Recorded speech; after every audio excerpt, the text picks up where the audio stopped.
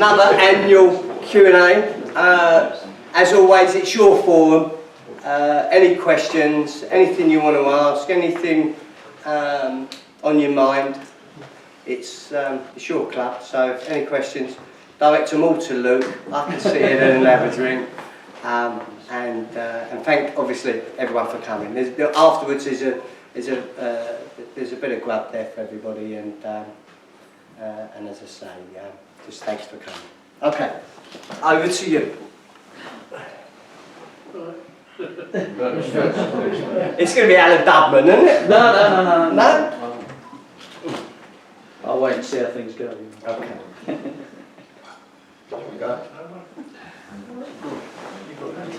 Danny, Yes, Ben. when we go away, we like Solihull took a coach and more. They weren't expecting us to turn up with a coach of 52 people, whereas we took over their bar and got a bit noisy and they didn't like it. Is there any way you notify that club and say, well, like Aldershot, we've been X number of supporters. They think Bournemouth, Tin Pot team, is going to be 15, 20. Yeah. They've got a bar for the away supporters in the far corner. Because they could have opened it up, would have been... Yeah, all we're singing was, come on the wood, and they, said, you can't do that. Yeah, well, it was You can't do it, you can't say that, you can't sing it, you can't... Is the actual question is, can we notify them before that we're taking more than a minibus? Yeah. Is it? Yeah, of course we can. Obviously that will probably be something which Grant Morris can deal with to the right. The Away Day Travel Club came about 3, 4, 5 years ago, didn't it, with the minibuses and what we did. And let's be honest, Bal, yourself, Loretta, Brett have driven that, and no, we can certainly do that. More importantly, how are you after your recent scare? I'm getting it. And what's happening in the football club, it's getting me better.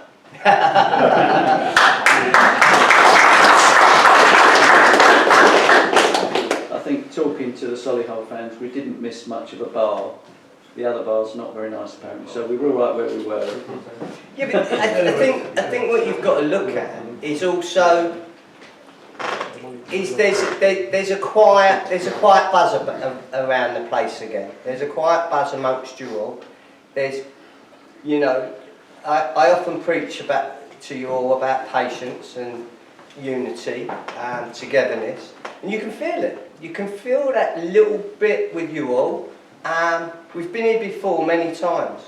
I said to Luke back in October, there's an experience amongst us, and you could feel momentum was arriving. You could feel that we didn't need to overreact to things. Things hadn't quite gone as we wanted them to perhaps in August and September. And suddenly, let's be honest, I wasn't expecting a 52-seater to land at Solihull, or 42 supporters, and then another 40 or 50 make their own way up there, But you can also see, by you doing that, what you get from the players. You saw the reactions, you see when Kane's goal goes in, you see all those reactions. And I also have to temper it because I'm a very old school chairman. I like a home bar because I know from in the past I don't try and take money from the away supporters because I need to know my supporters and my grandchildren and your grandchildren and the kids are all safe as well. So there is that as well. I prefer to offer the high street to the away supporters only for that reason. It's a small bar, and if you put 50 home supporters in it, it's quite clubby. So yeah, but again, I think Grant's gone and got. I think you were telling me today you're over 40 odd booked already to go to Aldershot, and that may have gone up. Or 50 now. We're at 50 now.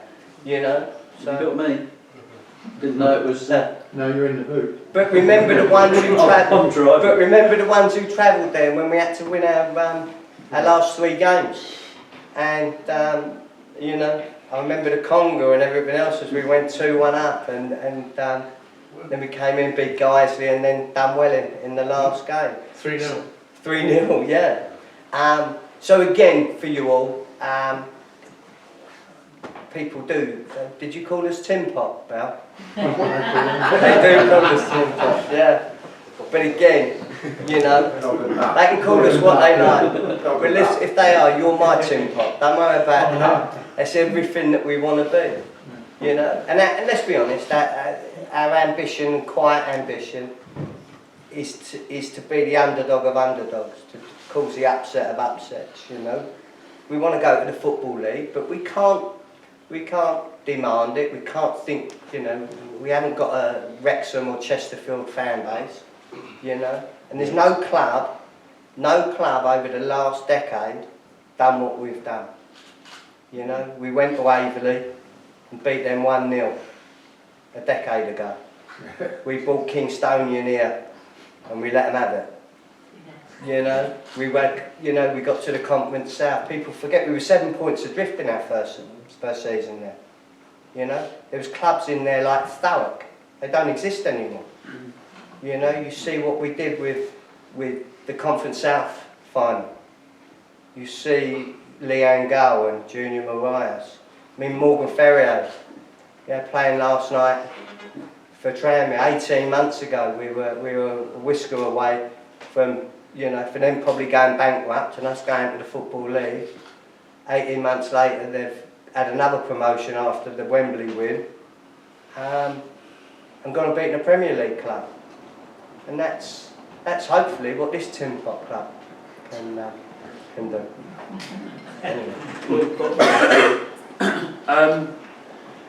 Can you name one thing that sticks in your mind that you felt came together that made us kind of turn a corner?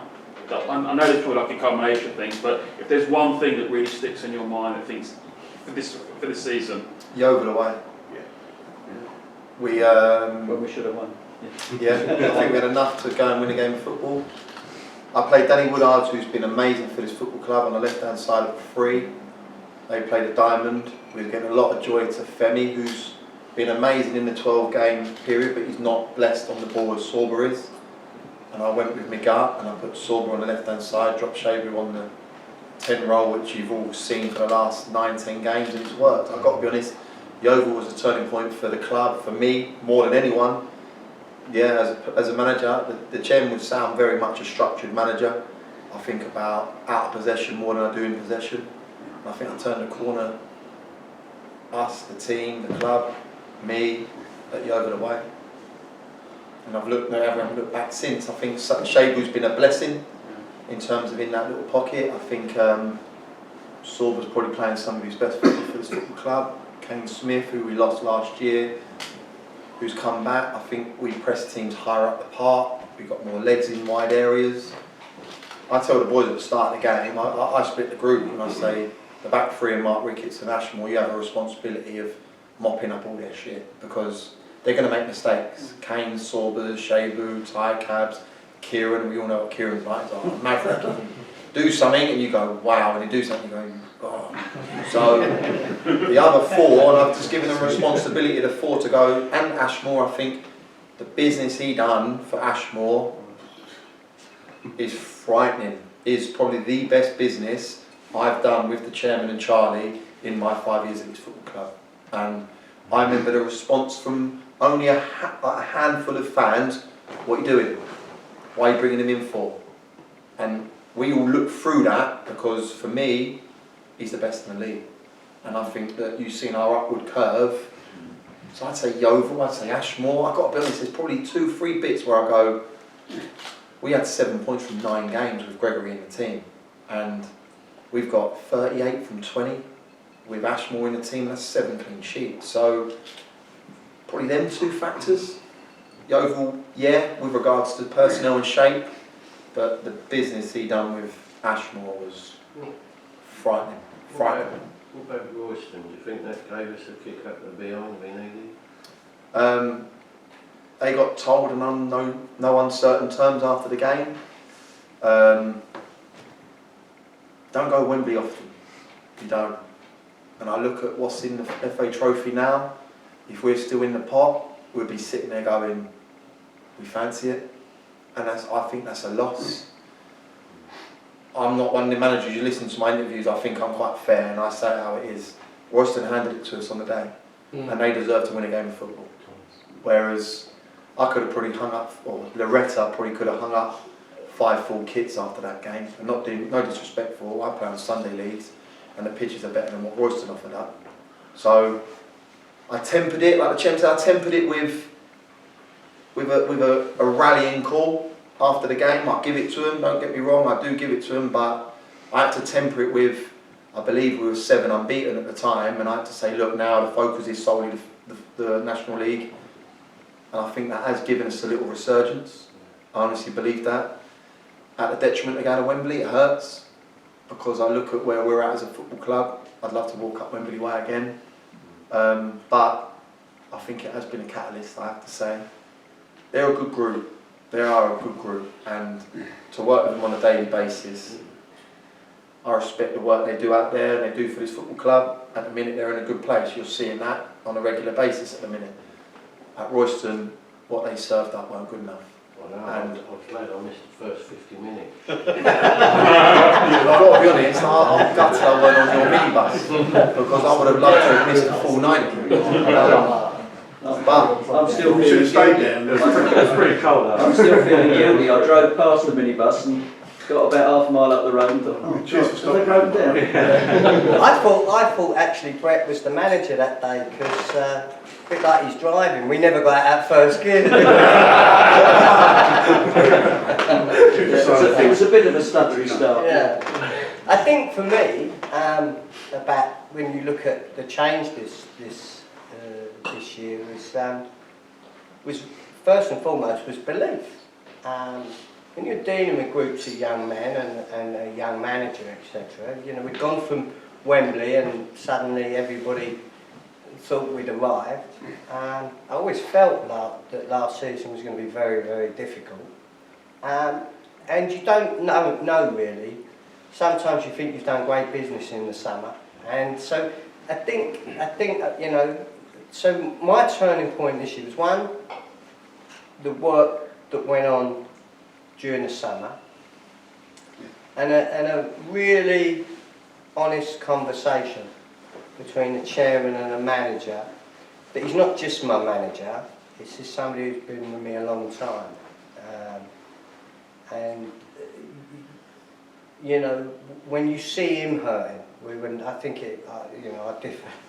think we were 8 points after 9 games. I think he done himself a disservice with 7 points. And we had a very, very honest conversation. And I've got to be honest, he worried me because I didn't want him to go into himself. I wanted to challenge him. You know, sometimes you can stoke a fire, can't you? You know, you can let it die, or you can stoke it and get the embers going and reignite it. And I think sometimes as a chairman you've got to know when to do that. And when you know that people's confidence has been rocked a little bit. And so a big turning point was a conversation that we had the day before, or 2 days before, the Dover game. And the Dover game went for us. We won it, I think it was 3-1, and we haven't looked back. And the confidence needed to be restored in 1 or 2 areas. The club needed to be put back together, just in little areas. We needed to deal with 1 or 2 players' discipline. Sometimes players, their discipline isn't as you want it because they're trying too hard. They want things to succeed that much. And you've got to just make sure everybody makes good decisions. But sometimes they've got to be calm with them decisions. And we've all been there, when we're emotional and we make the wrong decision. You know what Steve Cook's like, he's put a 5 on an horse and it's a photo finish. And you know, they lose a photo finish and he's getting all upset down in Coles. But so for me, on a personal note, I think that was a really that was a turning point. But it was also a great it was a great day in the relationship between the chairman and a manager, and I'm very proud of him as well, because you know this is a fella that's now managed more league games in this league than any other manager at this present point. You know, some people have come up and etc. etc. And you see other chairmen sometimes, they panic or they make silly decisions. I mean, does anyone here honestly think that Fylde are better off with Jim Challoner at Hartlepool than, I mean, Jim Challoner, I mean, I might be wrong, but I mean, they're, pardon? Dave Challoner. Yeah, Jim Challoner was the old Enfield manager, sorry, that shows you my age. It shows you where I come from, doesn't it? But with Dave Challoner, you know, okay, they got done in the playoff final. And then they went and beat Orient in the FA Trophy. And 12, 15 games in, you know, he loses his job. Now, that may work out fantastic business for Fylde. But for an old school chairman, you look at that and go, whoa, what you're really saying is you can't have a bad spell in management. You can't have a bad spell in management. Don't be in football, you know.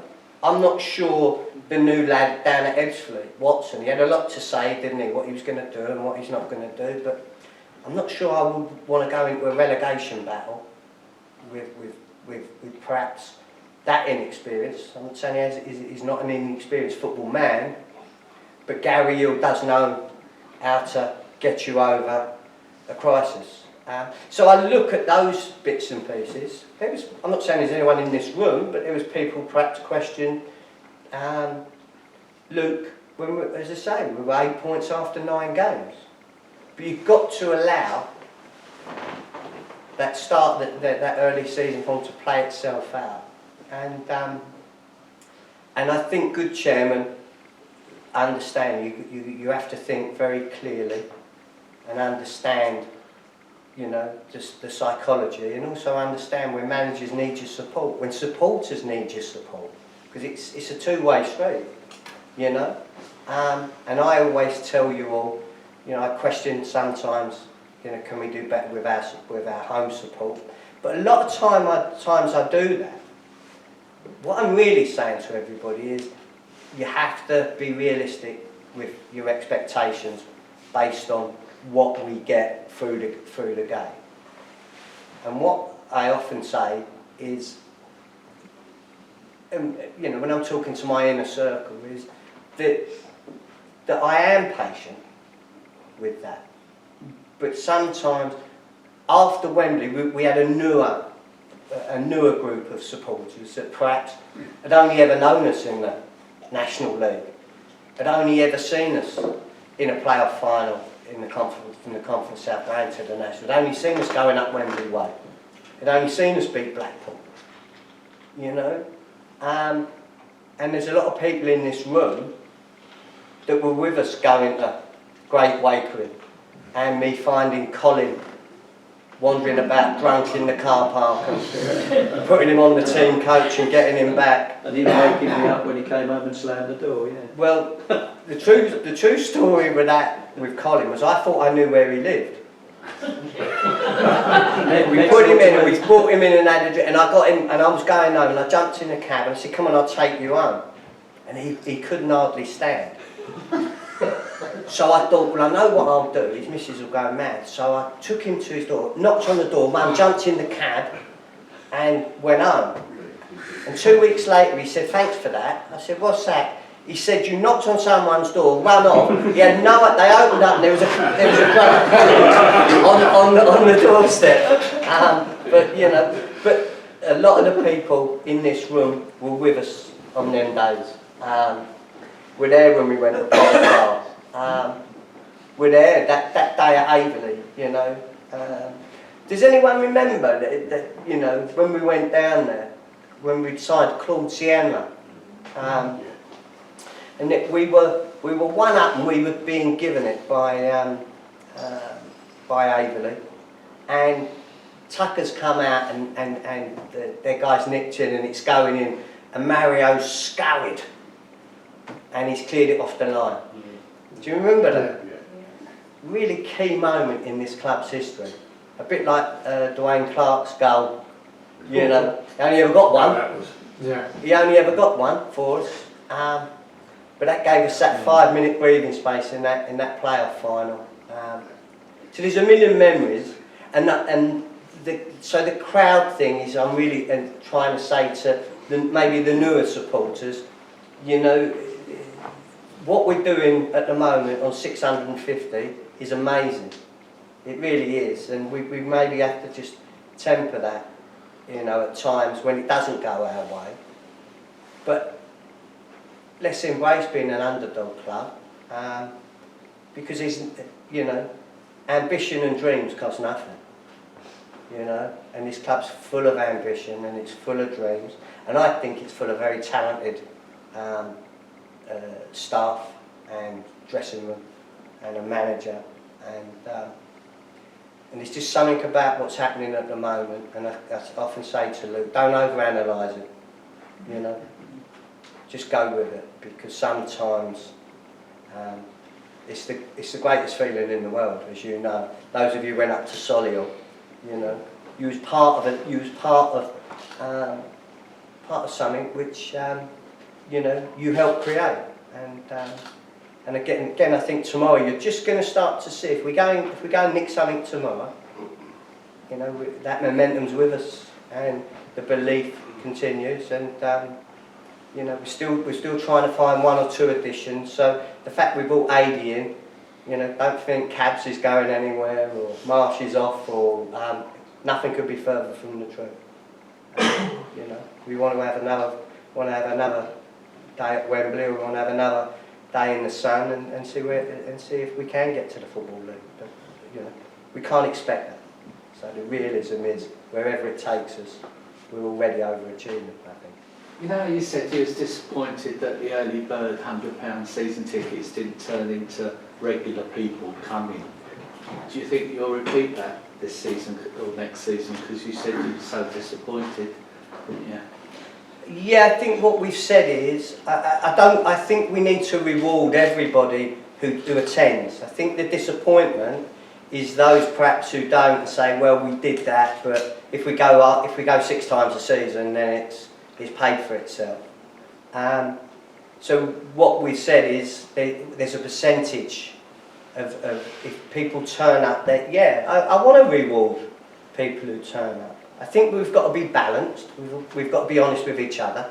But again, it is hard, isn't it? You know, we play Sutton United here, we lose 1-0. I think it was 1-0 late on, wasn't it? And there's 120 season ticket holders here. There's 100 odd Sutton fans, and the attendance is 400 and something. Yeah, it's a National League game.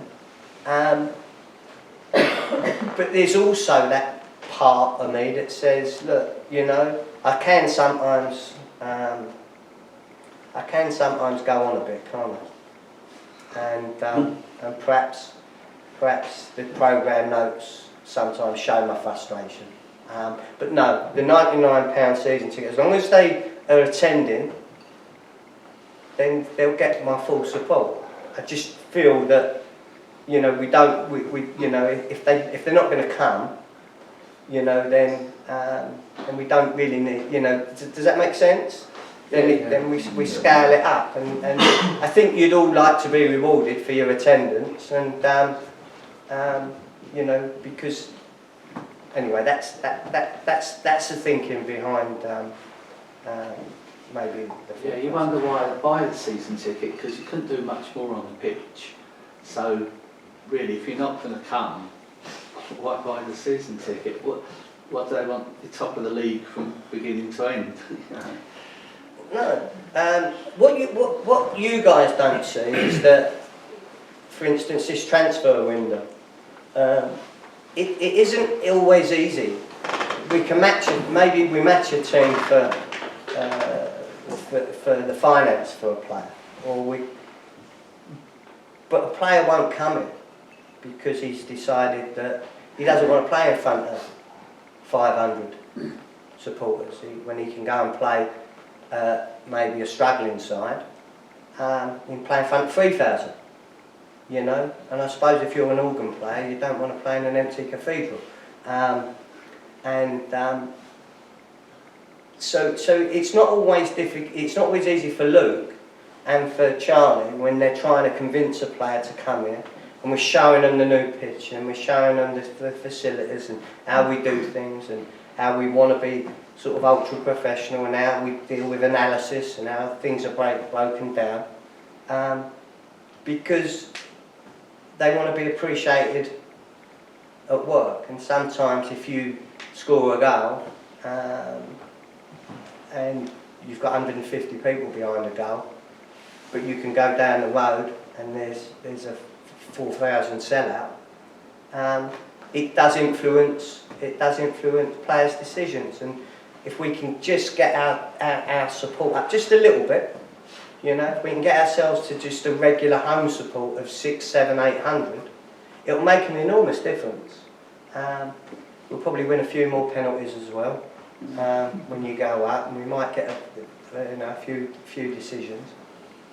But that's also another consideration for you guys to look at when sometimes a player might decide, you know, he fancies going and having a struggle up at, you know, not just the Wrexhams, but they might, you know, decide to go to a Dagenham, for instance. You know, I honestly believe if we'd matched, or if we could get anywhere near Dagenham crowds, and they're not massively apart from us, Angelo Balanta would still be here. But we have to accept that, and they're the realities that we have to deal with. You know. From my own personal experience, I was born and bred in the town, but I live out at Harlow near Stansted Airport. I work in Basildon, so it's not all that easy for me to get here. So I get here when I can. And going on from the gentleman at the front's comment about season ticket holders, I purchased one of the £99 season tickets, and he asked the question, what do people want from it? Well, what I get from it, from my personal experience, is I know the town very well from going to school and growing up in the town. What it gives me, although I'm sort of fairly remote from the town itself, gives me a sense of belonging that the club that, you know, I used to live in Spring Close, which is just around the corner of the ground, so it's always had that sort of focus. Yeah. It helps me to sort of stay in touch with the club, and I think... Was that near Mr. and Mrs. Smith?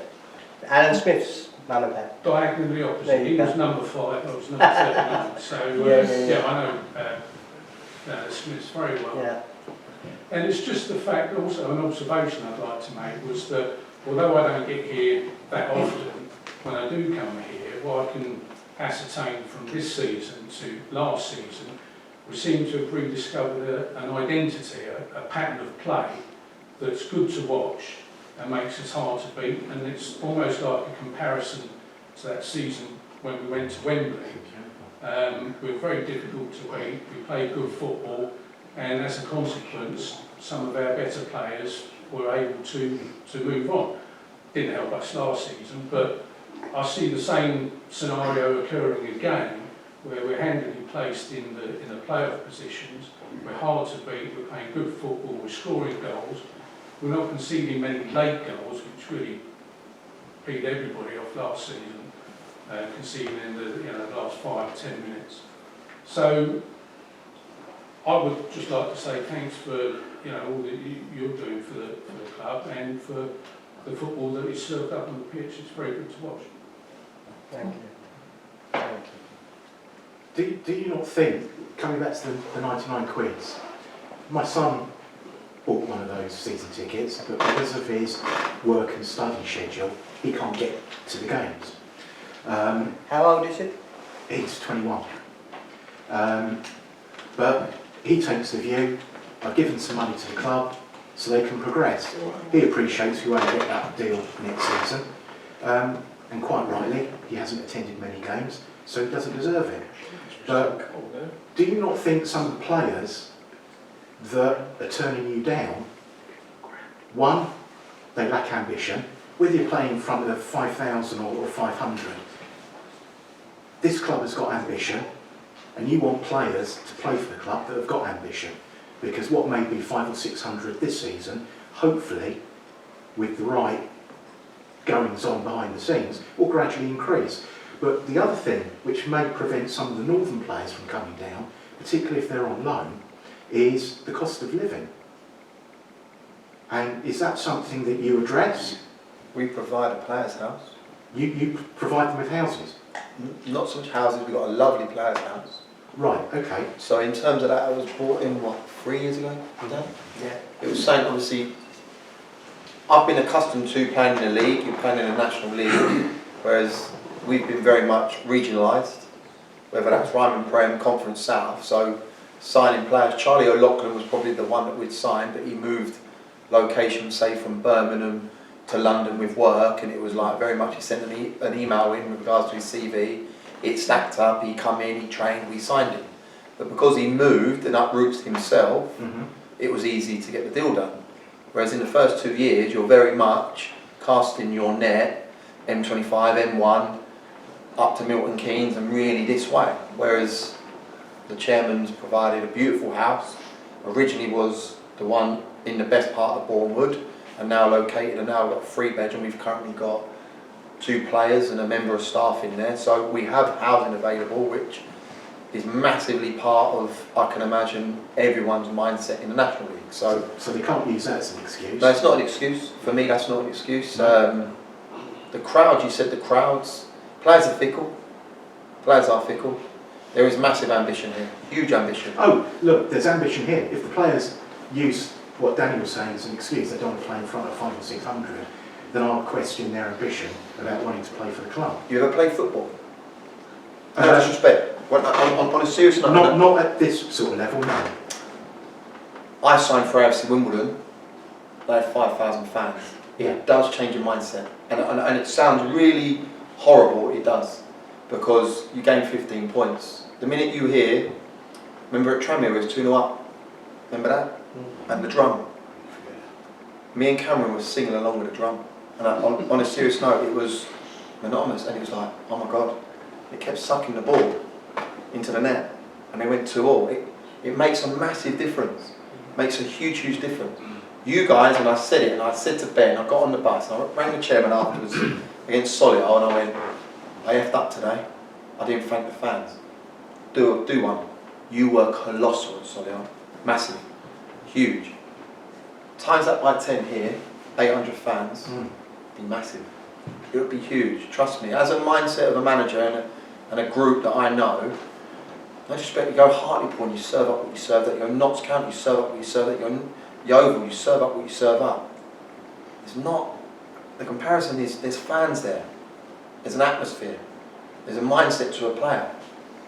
So even if we doubled what you guys turn up here, and it's not you lot, it's the other people. If we had Blackpool here week in, week out, you'd see that the boys ain't got to drum up an atmosphere. They buzz off you. They do. They really, really do. And at Solihull, when he rifles one in, they all go into your corner. Brilliant. So, well, I think you underestimate what you did, because when you came into the crowd before the game at Solihull, that went down so well, because that automatically gives everyone a feeling of, and I'm a fairly new supporter to the club, and you talk about Wimbledon. I used to watch Crystal Palace reserves play at Wimbledon. Go back to Whitewalk, and I made a massive point to Ian Allenson, make sure when we finish the warm-up, we do the horseshoe. Yeah. And you'll see there's a photo of us all clapping from left to right to them. Because when you lot get going, there's no better. And gospel, seriously, there's no better. And you'll see the photo, and there's all of us in a cluster, and I said to Callum Reynolds, get together, do the horseshoe. And I walk in at Torquay, I shake everyone's hand. your lady friend told me off outside, didn't she? Because I said, "Do you not go talking?" Yeah, I did. I said, "I didn't see you when I went and shook your." I respect you. I really, really do. But I'd love for more of them to be here. I really would. Because I respect the fact that last year, as you said, we didn't play right. We didn't play to the level. The chairman tells me, I want a team to respect that pitch and play with a level. And we had a little discussion. I don't think I've got the personnel down. My recruitment ain't good enough. The personnel in key areas playing out from the back ain't good enough. This year, we've got a team that play. Good patterns, good movement. And I think that we deserve probably a little bit more of a fan base, personally. If we'd lost our last 12, totally, don't turn up, boo me, boo the players, but we're in a good place at the minute. We're in a real good place. And I know tomorrow, hopefully, there's a larger crowd than normal, and hopefully we serve up what you lot deserve and get a positive result. I'd also say, again, we have to bring realism to the table. You can't accuse a player of being lacking ambition because he wants to go to a club with 5,000 fans to come to a club with 600 fans.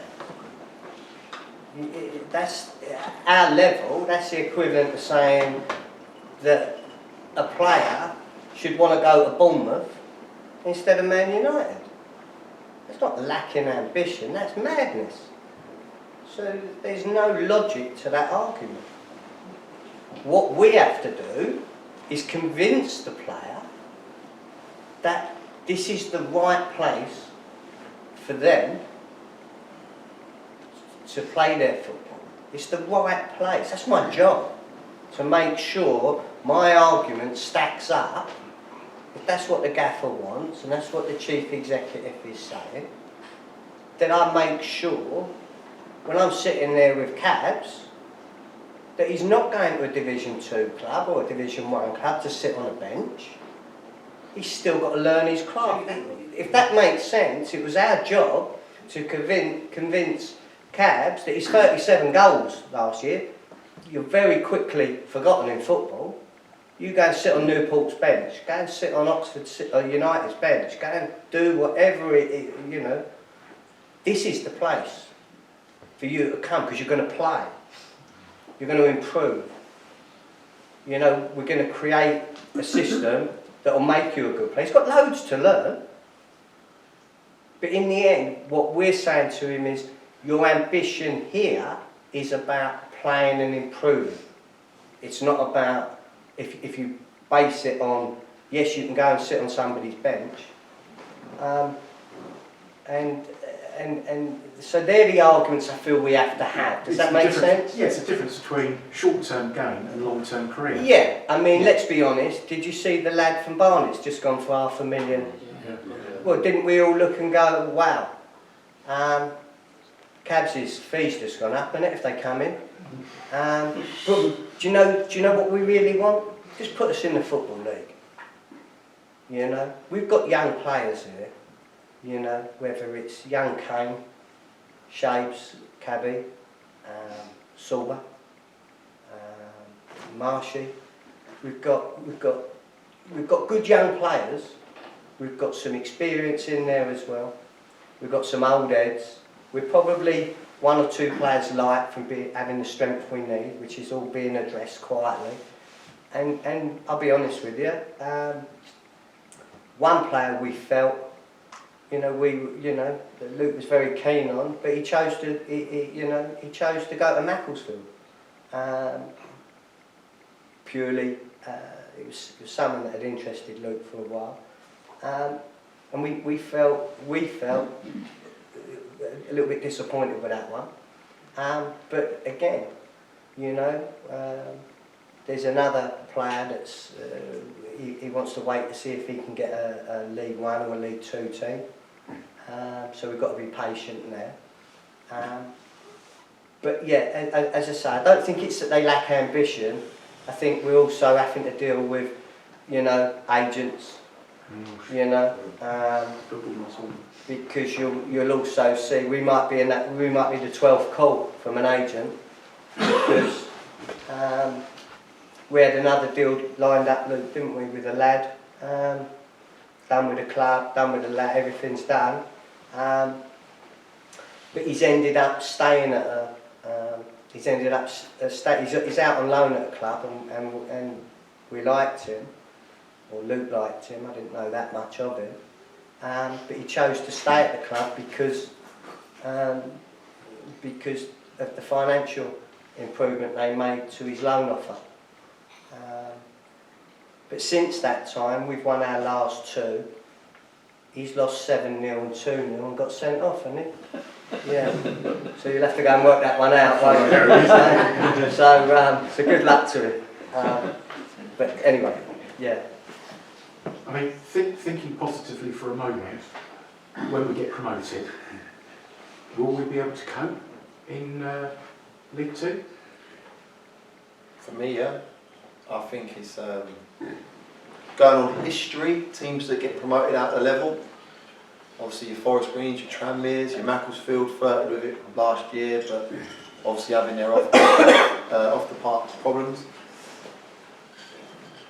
In Conference South, going to the National League, you would have asked the same question, you probably would have got the same answer, it'd be tough. I think this club just makes small steps and smart steps all along the way. And it's a big jump, it's a massive jump. The Conference South to National, National to League 2, but recruitment would be massive. The infrastructure's there, without a doubt. The passion, the ambition is. It'd be exciting, it'd be very, very exciting, but a challenge that I think that we're grabbing both hands for sure. Jules and I went to Port Vale versus Stevenage, Yeah. and you can see why Stevenage are where they are. We're a much better team than Stevenage, much better. I think if we went there, if we went to the Football League, I have no doubt we would be strong. We wouldn't struggle. I mean, straight away 1.2 million comes into the club. I think we might get 70,000 from the community trust and bits and pieces from the National League. We've got the best sports education academy in the UK. I mean, nothing gets near us. We've built and built. If you look in your programmes tonight and you go and have a look at that little 7-page spread, you'll see we're not sitting on our hands. We're not, you know, we're getting ourselves ready to become a Football League team. So I don't think you'd need to worry about if we got there. It's harder to stay, for a club of our size, it's actually harder to stay in the National League than it would be to go and compete in Div 2. That's my honest opinion. I've done all my research, I've looked at all the numbers. And again, it's not like suddenly we would get there and we've got to create an academy, we've got to create an infrastructure, it's all there. What we do have to do if we get there is we have to create a 5,000 stadium with 2,000 seats. And what you're seeing tonight for the first time is the visuals of that ambition, the quiet work that's been going on, you know, for a long time. You know, Luke didn't see those images until the start of the week. Same with a lot of people. I'm presenting to the council on Wednesday. I've got a meeting at the Emirates on Thursday. But it's all about our quiet ambition. You know, if we get there, we'll be ready. The moment they say Boreham Football Club, English Football League, and we become part of that structure, we're ready. The planning application's there, the visuals are there, the agreements with our key stakeholders and everything else. But it's also important to me, I'm a Boreham Wood boy. It's also important to me that park works for everybody, whether you're at Edoff Road, Spring Close or whatever. We can't just use a park you know, for fireworks night.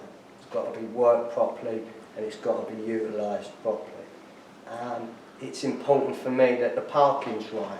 You know, we've still got to make sure our residents are looked after. Because it's very easy to be unilateral, it's very easy to be, it's all about us, but it's about more than that. It's important for me that for every time people can talk about a partnership I've got with Arsenal, there was 4,000 people here on Sunday for Arsenal ladies and Chelsea. That's 4,000 people spending in our town, third party spend, helping our retailers, our shopkeepers, helping the economy of a local town. I created that with the help of the councillors and Arsenal, and so it works. But I want 4,000 coming here for us. You know, I want to see Bolton Wanderers coming here next year and us whooping it. You know, it's that. You know, does that make sense? Did anyone watch it on the telly on Sunday? Yeah. I mean, the place looked magnificent.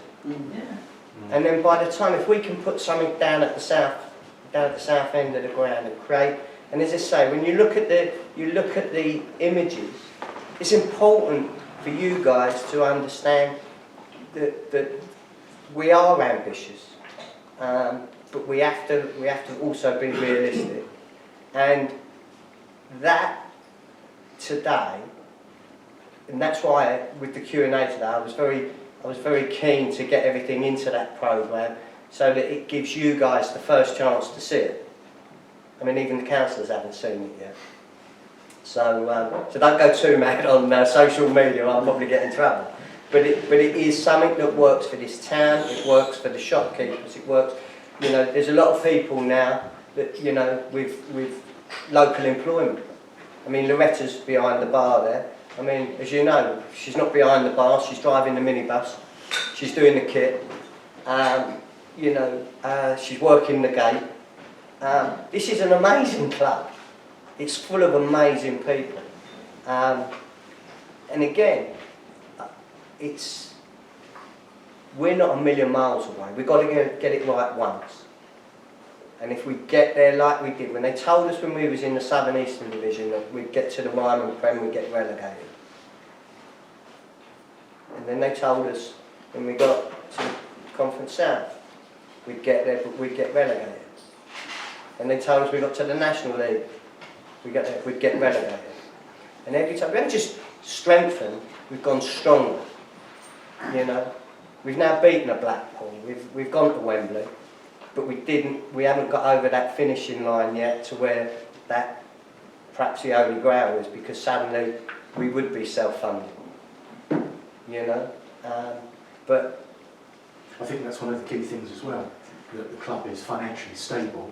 So unlike a lot of the other clubs, quoting Bolton, who aren't financially stable, Leighton Orient, who've gone through a hell of a lot of problems, Boreham won't have those problems because you've done it sensibly and, as you say, quietly, bit by bit by bit.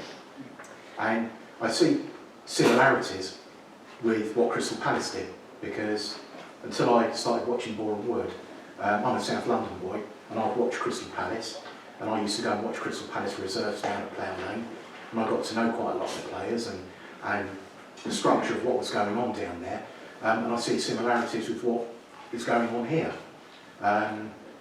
And yeah, Crystal Palace have got a very good youth policy.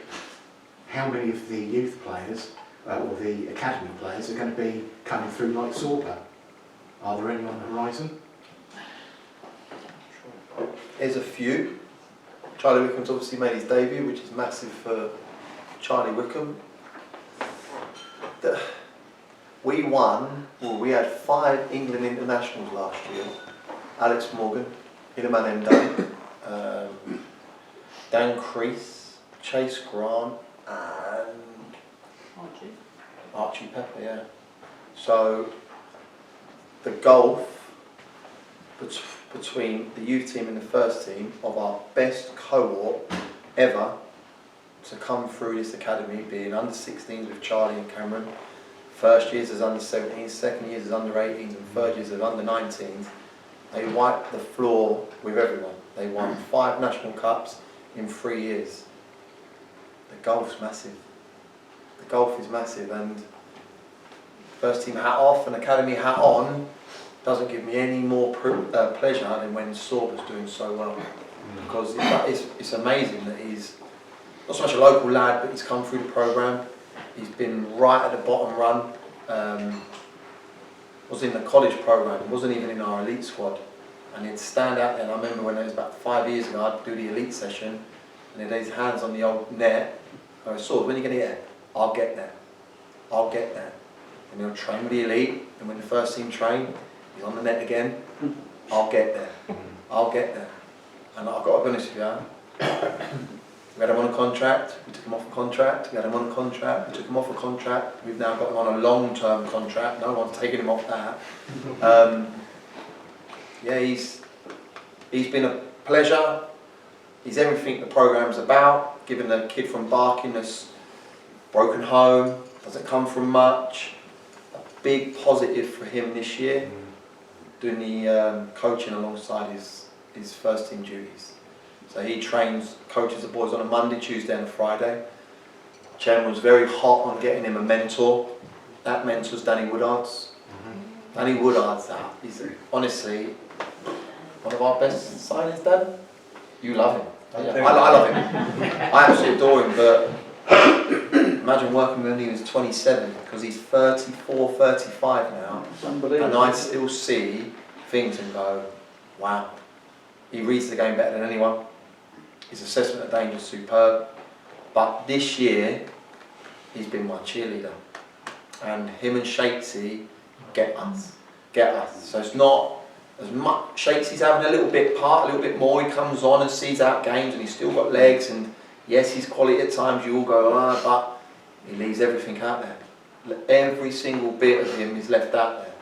And I pull on them too. As a young manager, I need them players, and they've been massive for me, them two especially. And Danny Woodard has been a mentor to Sorba Thomas, as has Tom Champion. And coaching out there with the youngsters, knowing what he's been through, the youngsters look up at him because they see him. He's our pin-up boy at the minute. You look at our social media, he's the one that everyone's looking at. He's our face of the academy. And he's come on leaps and bounds. Leaps and bounds. Going back to your question, it's hard. Listen, I'd love to be the Man U, the class of 92, and bring 6 or 7 through. That'd be amazing for myself, for the academy, for this football club, for a budget. It's not kidding anyone. It don't cost you as much as what someone in from the outside world has played 200-300 league games. But I'm realistic. I'm realistic, and yeah, the 5 of them, the Alex Morgans, the Illimans of this world, they weren't even close, and that's unfortunate for what they've done at this football club, because they should all have statues along the car park, because to win 5 national cups in 3 years is no mean feat. It's outstanding, but there is a gulf. There is a gulf. Why don't I sign anyone from Arsenal, Tottenham, Chelsea, Man U, Man City? I think the likes of Mark Ricketts, Danny Woodard, Ricky Shakes, Tom Champion, Kieran Mertens are all going out in the world. The dynamic of them isn't the same anymore. You're nodding your head because you would have played the game when you was a youngster. And you see that people roll their sleeves up. And I look at Alex Davies, probably a prime example of that. Alex Davies, and I love the kid. I talked to him now. He come and watched the game against Harrogate, and he was going around shaking all the players' hands, saying hello to all the staff. Brilliant, but he was our centre half and never had to tackle at Chelsea because they dominate the ball. And it's hard. It is hard. It is hard. We've got 2 or 3 that we have earmarked, and they're on a special programme with Adam Woodrow to try and get them the 1%. So the S&C coach will do a little bit more with them to try and get them to that next level. If they get there, fantastic. But I'm an advocate to try and push them. Trust me, because I'm as heavily involved in the academy as I am with the first team.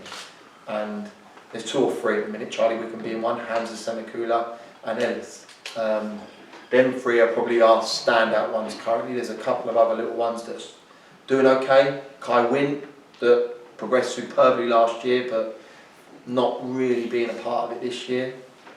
Did any of you go to the Royston Arts Senior Cup game? Yeah. Okay, there's your answer really. Yeah.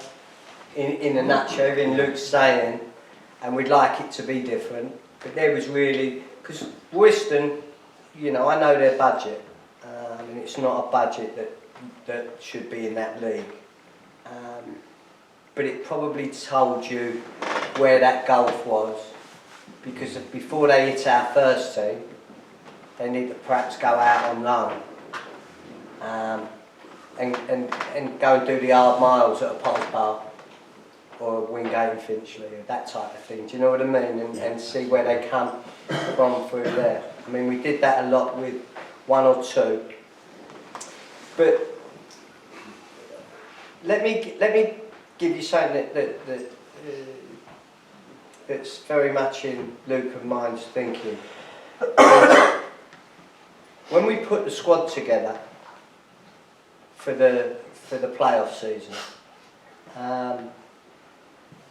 we went out on a limb a little bit for Morgan. I don't know if you remember that. Dagenham were going bankrupt for the umpteenth time, and, you know. And I managed to go and I suppose exploit that a little bit because they needed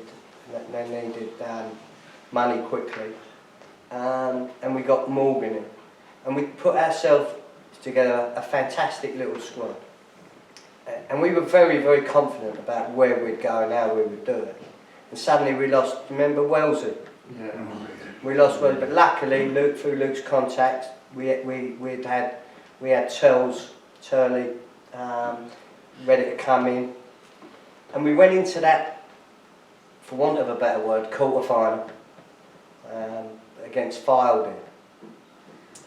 And who could, we've won it 2-1. We missed a penalty that night, didn't we? But we've won it 2-1, and we've lost Kane Smith to an ACL. We've lost Morgan to an hamstring in the warm-up, and you see Rowe. I mean, you know, he's deliberately gone and done Turley and broke his jaw in 2 places. We go to Sutton with barely 11 fit men, and what you guys didn't know was Mark Wickett. We'd never won that game without him, but Rico passed the fitness test at 1:30. Otherwise, I think Luke or myself was going in. And What about us? yeah, to be fair, you've gone on the bench. But we get to Wembley, and suddenly Scott Doe's got to come in, and like he did at Sutton, and he got the goal, didn't he, Doey? And you know, we've had to go in with Michael Falevi up top, a youngster, and you know, he didn't have an impact. He didn't really have an impact at Wembley like he did at Sutton, and in all fairness, against Fire. But how many of you remember our bench at Wembley? Anyone name it? Ollie Arfield. Go on. John Quigley. Go on. Quigley. Yeah. Alex Sorba. You're missing one. Fred Burbage. Yeah. We said it'll never happen to us again. You could see, although Tranmere went down to 10 men and used up 3 subs, at that point we didn't really have 3 subs who could have affected the game out of 5, you know, and that showed us where we was. So we have to be smart in what we do, and if you look at our 17 players at the moment, they're all of a level, you know. They're all of a level, and Saul has come to the table. I think you'd all agree beautifully, you know. But that's took 3 years, you know. We've been here 5 now, but 3 years, because sometimes with youngsters, you've got to convince them how good they can be if they apply themselves. You know, Luke will tell you. I do a lot of work, especially with, you know, not underprivileged kids, because that does them a disservice. But kids who have had a real tough time, you know. It's like saying they come from Barking, but do you know how difficult it is when you come from nothing, just to find the money to get it? You know, to go through some of the things that kid's got. he's without a doubt, to me, I adore him.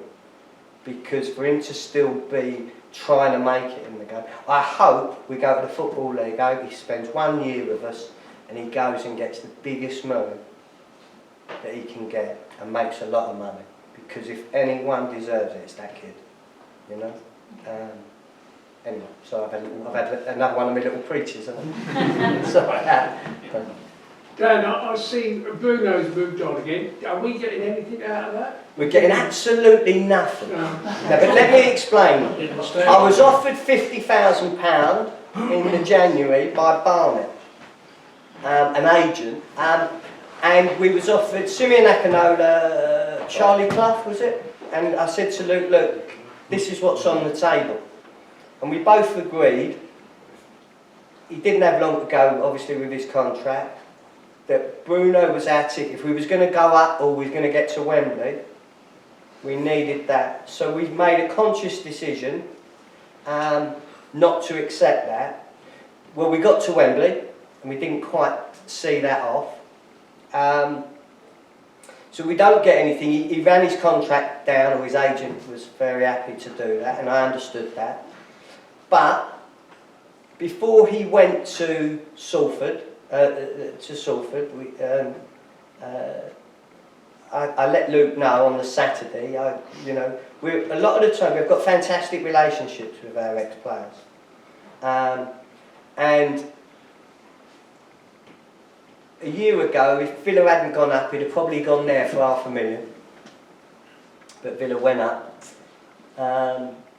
and he's gone to Salford. I won't state the figures because obviously, I don't need this on social media. But for an enormous contract, Beautiful, isn't it? Really? I've got to be honest. You know, and but I think we're really proud of him, mate. He got us our goal at Wembley. We didn't quite see it through. I think it was the right decision to let the contract go. We took 4,500 up Wembley Way. We shared all our hopes, our dreams, our ambitions. We didn't quite see it through. And if you ask me tomorrow to come up with £50,000 to take us all up there again, I'd do it every day of the week and twice on Sundays. So, no, we didn't get anything. Morgan Ferrier, as you know, has gone off to Tranmere. Morgan's a sod at times, you all know that.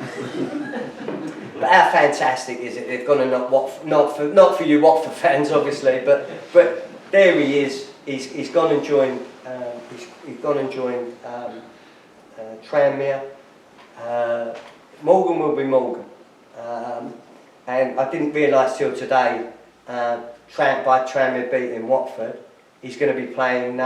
He's going to play Man United. You know, isn't that what football's about? It's what we all dream of, isn't it? You know, and hopefully one day it'll be our turn. You know, but yeah, no, we didn't get anything. Is the answer to the question? But if you notice, you know, we learned from that. You know, Sorba's not going nowhere. Cab's nowhere. Unless the money's right. Well, yeah. It's at the end of the day, there's a balance, isn't there, between.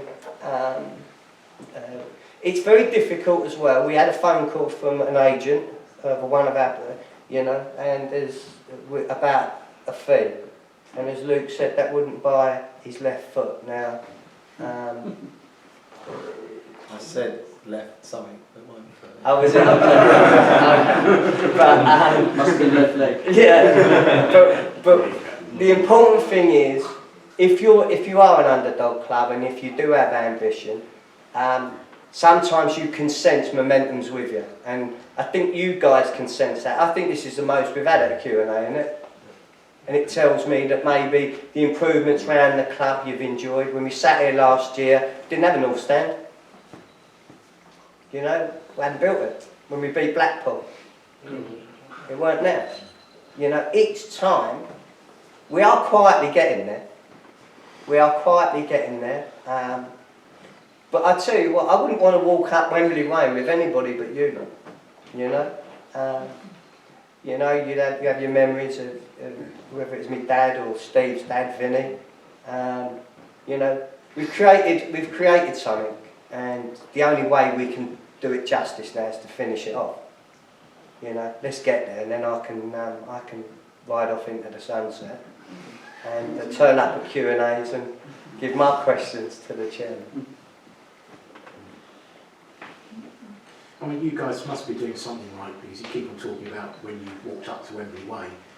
I just moved to the area very shortly before that, and you can blame him, because I was still going to watch Crystal Palace. And if I wasn't watching them, I'd watch Leighton Orient. But I moved over to this side of London, and he said, why don't you come and watch Boreham Wood? And the rest is history, because I've been offered tickets to watch Crystal Palace, and it's clashed with Boreham Wood, and I've watched Boreham Wood. You know, I'll often talk to you, Charlie, Luke. Yes, I've got opinions, but I agree with absolutely everything that you're doing, and that's one of the things that I find really heartwarming, which is why, yeah, if I can get more involved with the club and help you guys out, I'll happily do so. I think tomorrow, I might be wrong, Grant, how many, we don't pre-sell a lot of tickets. I mean, what's the final thing tomorrow? Well, we've pre-sold 145. Which is, that's a biggest? The average is probably about 18. And how many of ours pre-sold? 110. 110. So you say 100 and? We're 145. So we're over 250 before the season tickets, and anybody rolls in. So again, it doesn't seem, listen, if you're any of the other clubs in this division, it's not impressive. But it's small steps. It tells me that momentum's with us. And again, if people leave here tonight and bring that optimism and the momentum and everything else, and we can get a few more through the gate. You know, if we can get over 600 home supporters here tomorrow, it gives them a real chance to come out and react to the crowd. It gives a chance for the crowd to react to the players, And we haven't got the 300-mile trip, or whatever it is. no, They've got it. yeah. Well, they'll be ramped up somewhere around London tonight, won't they? I think so, yeah. Normally they have one man and their dog in the director's box. There's normally one or two of them, not many more. Tomorrow they've got a full contingent. They've got new owners. So there's a new energy. They're top of the league. They're top of the league on merit. Ian Everett has done a fantastic job. Him and Luke, I think, are very respectful of each other. And I fancy us. You know? I just feel sometimes, don't ask me why, there's something about this town when we're up against it, we find something from somewhere. And I'm not quite sure that that this has got the potential to be the best side we've ever had. Let's just hope the agents leave us alone for a little bit. Well, I suppose the easiest way to get rid of all the agents is just say that you've done a midweek trip to, is it Wuhan in China? And then that will get rid of all the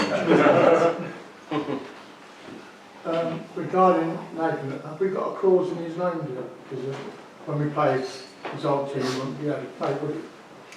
Currently, the minute, he's not allowed to play against his parent club. What happens that then? Does Ian McGregor just swap sides for that game?